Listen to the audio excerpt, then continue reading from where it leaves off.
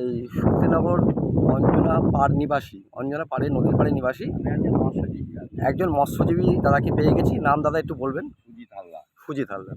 আচ্ছা দাদা, একটা প্রশ্ন করি আমি আপনাকে।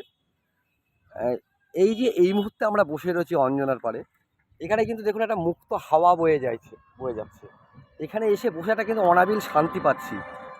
শহরের মধ্যে সেটা নেই। অথচ এই নদী কিন্তু চূর্ণীর ব্যাসপুরে থেকে এসে এইদিকে জলঙ্গিতে গেছে, মানে উৎসমুখ আমাদের জলঙ্গি থেকে শুরু হয়ে এইদিকে গিয়ে বাতকুল্লার কাছে ব্যাসপুরের কাছে গিয়ে মিশেছে চূর্ণী নদীতে। তা আপনি দাদা বলুন, আপনার চোখে আপনি ছোটবেলা থেকে অঞ্জনাকে কি দেখেছিলেন আর এখন কি রূপ দেখতে পাচ্ছেন? অঞ্জনা তো খুব সৌন্দর্য, যখন সরকারি ফার্ম ছিল খুব সৌন্দর্য, চাষবাস করতো সরকার। তারপর থেকে সরকার চলে যাওয়ার পর থেকে অঞ্জনা দখল হয়ে যায়, হয়ে মৎস্যজীবীরা জাল জলাকার এইভাবে দখল করে তাদের নামে রেজিস্টার দেয়। তারা সরকারি কোনো অনেক সুযোগ সুবিধাও পায়। আচ্ছা, অবৈধভাবে তো দখল হয়েছে অঞ্জনা প্রচুর, মানে অবৈধভাবে। এখন মানে যে যেরকম, যেসব এলাকার লোকজন যে যেরকম পারে তাহলে সেরকম। আপনার দাদা মৎস্যজীবী হিসেবে তো প্রচণ্ড ক্ষতির সম্মুখীন হচ্ছেন বা হয়েছেন। মানে আপনারা যে মৎস্য চাষটা করতেন, আপনারা সাফারার এই মুহূর্তে, মানে এটাই তো বাস্তব কথা। আমরা এইভাবে তৈরি করে রেখেছি, তাও রেখেছেন বলে এইটুকু জায়গা আমরা পরিষ্কার দেখতে পাচ্ছি। ঠিক আছে, আপনারা এই যে পানা টানাগুলোকে রেখেছেন, এই যে পরিষ্কার দেখতে পাচ্ছি। চাষবাসের সঙ্গে যুক্ত আছে। আপনি মানে জমি চাষবাসও আছে প্লাস মাছ নিজে মাছ বিক্রি করি, আবার টুকটাক চাষবাস। আচ্ছা, তা এইখান থেকে যখন এই দোগাছি অঞ্চল থেকে শক্তিনগর অঞ্চল থেকে বেরিয়ে গিয়ে যখনই শহরের মধ্যে নদীটা প্রবেশ করলো, তখনই নদীর কিন্তু মৃত্যু ঘটলো। শহরের কংক্রিট আস্তে আস্তে গ্রাস করলো, অবৈধ দখলদারি, মানে তাতে বিল্ডিং হয়ে গেছে, বড় বড় উপাসনালয় হয়ে গেছে, ধর্মীয় উপাসনালয় হয়ে গেছে। আমি নাম করছি না, অনেক ধর্মীয় উপাসনালয়ও কিন্তু এর ওপরে নির্মাণ হয়ে গেছে। তো আপনি আমরা তো মানে কি বলবো না, আমরা তো স্বপ্ন দেখি যে অঞ্জনাটা আবার পূর্বের গতি ফিরে পাক। আপনি তো নিশ্চয় চান যে অঞ্জনাটা ফিরে পাক। আর ক্ষোভ কি আছে বলুন, আপনার যে এই ক্ষোভটা কি আছে এই অঞ্জনা নদী নিয়ে যে এইভাবে হয়ে যাচ্ছে? অঞ্জনা নদী নিয়ে আমি চাই সংস্কার হয়, আবার নদী তৈরি হয়।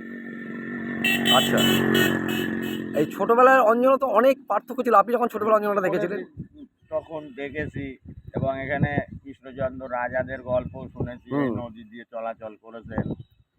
মানে বজরা চলাচল করতো এখান থেকে, একদম জলঙ্গি অব্দি চলে যেত। তখন রানিং ছিল, ফ্লোটা ছিল জলের। উৎসমুক্ত বন্ধ হয়ে গেছে, চল আসবে। আর দূষণ হয়ে গেছে, এখন দূষণ। শহরের কি আসছে, আবর্জনা সব মিশে আসছে।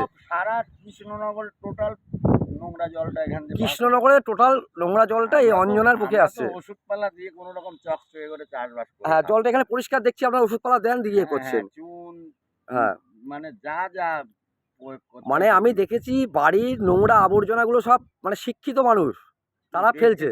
হ্যাঁ, কেমন মানে মানুষকে এত বলা সত্ত্বেও পুরো আবর্জনাগুলো অঞ্জনা নদীর জলে ফেলছে। ড্রেনের জলগুলো বাড়িতে এসে পড়ছে।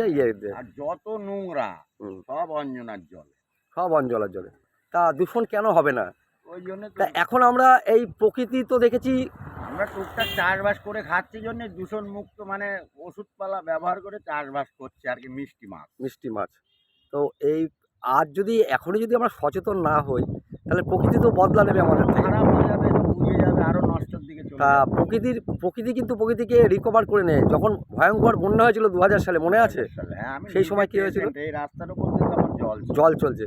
তা আমরা যদি নিজেরা নদীকে ফিরিয়ে আনতে না পারি, তাহলে কিন্তু একদিন প্রকৃতির ভয়ঙ্কর করাল গাছে কৃষ্ণনগর শহরের যে জনপদ আছে, ওটা কিন্তু অবলুপ্তি হয়ে যেতে পারে এই বন্যার কারণে, যদি এখনই আমরা ফ্লোটাকে ফিরিয়ে দিতে না পারি।